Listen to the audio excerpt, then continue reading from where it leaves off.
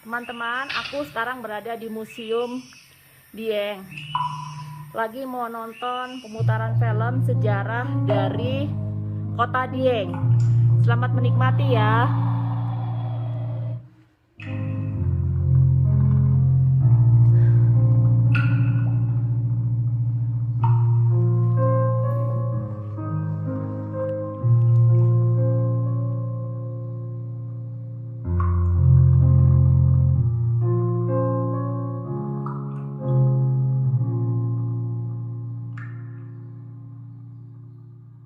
Dieng berada di ketinggian 2100 meter dari permukaan laut. Letaknya tepat di tengah Pulau Jawa, 500 km dari ujung kulon dan 500 km dari Selat Bali. Secara administratif, kawasan Dieng termasuk Kecamatan Batu, Kabupaten Banjarnegara, Provinsi Jawa Tengah. Dataran tinggi Dieng berbentuk seperti buah apokat, semakin mengecil ke selatan. Luasnya kurang lebih 1.800 kali 800 meter, dikelilingi perbukitan.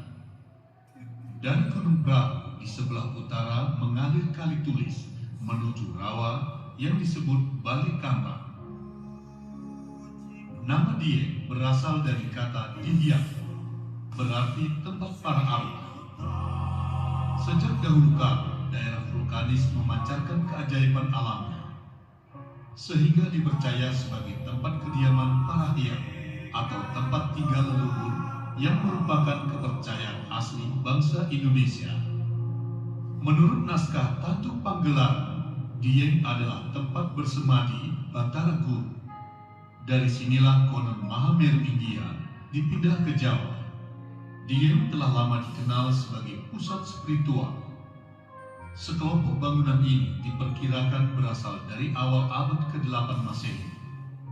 Kombinasi garis-garis horizontal dan vertikal pada bangunan ini mengesankan kesederhanaan bentuk, merupakan ciri arsitektur Hindu tertua di Jawa. Dieng merupakan komplek komunitas agama Hindu aliran Siwa yang terdiri dari sekelompok pendeta, murid, serta beberapa petugas penjaga candi. Keberadaan sejumlah fondasi kuno serta deretan upak yang masih tersisa di lingkungan candi menunjukkan bahwa dahulu di Dieng terdapat struktur bangunan terbuat dari kayu. Bangunan ini mungkin digunakan sebagai tempat tinggal sementara para pengunjung atau peziarah. Dieng pernah berfungsi sebagai pusat ziarah untuk orang dari utara maupun selatan. Jalan setapak menuju situs tahun 1891, Verbeek menggambarkannya.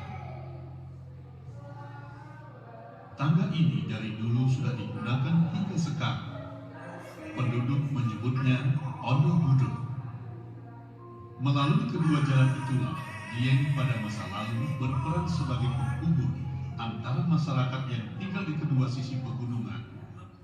Seni rupa dari utara tampak lebih sederhana dibandingkan seni rupa selatan. Hal ini tercermin juga dalam gaya seni khas yang ditemukan di Dieng. Dieng mungkin sekali didirikan pada abad ke-8 Masehi, namun ada juga yang berpendapat lebih tua lagi.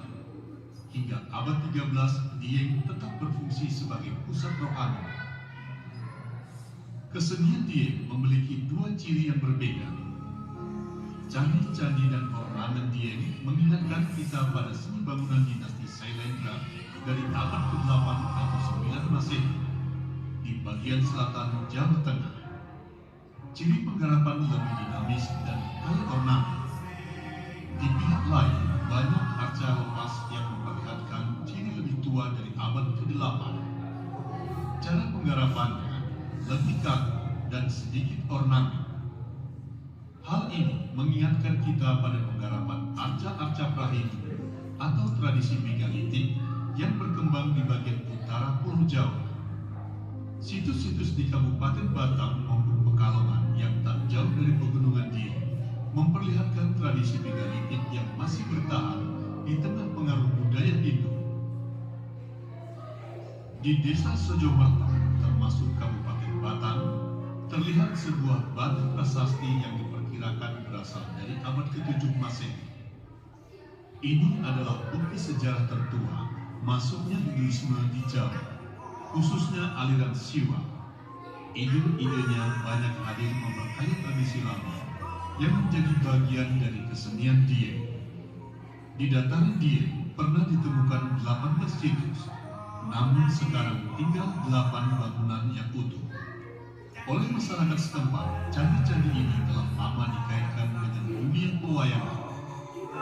Kelompok Arjuna yang merupakan kelompok utama terdiri dari 4 candi bernama Arjuna, Srikandi, Puntadewa, dan Sembadra.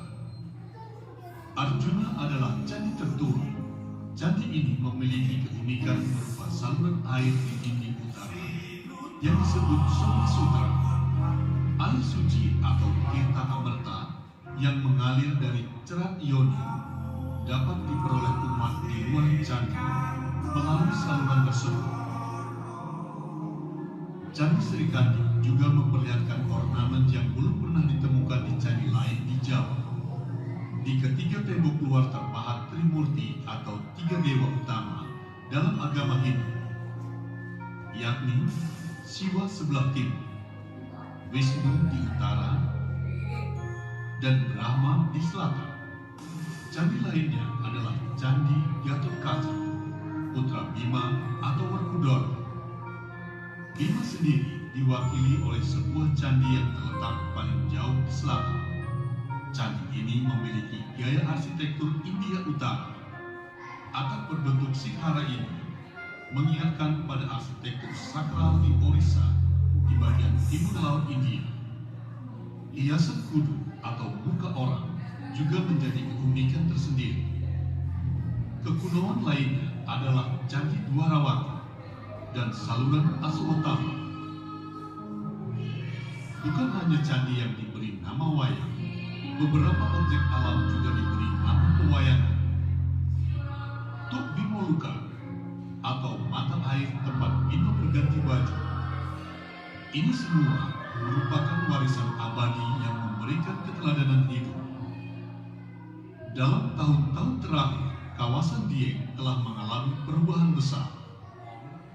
Pemugaran terhadap situs purbakala yang unik ini menempatkan dataran Dieng di peta wisata bergandengan dengan monumen lain seperti Borobudur dan Prambanan.